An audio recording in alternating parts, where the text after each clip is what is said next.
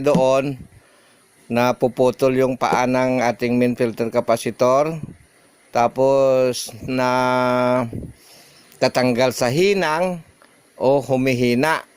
Ganun lang.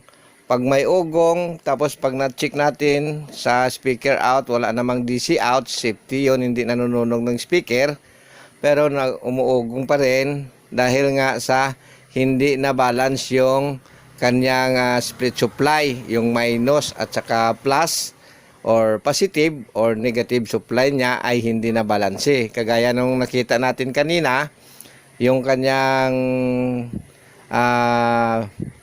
B minus ay nasa 37 volts at saka yung kanyang B plus ay nasa 24 volts lang. Ibig sabihin doon na yung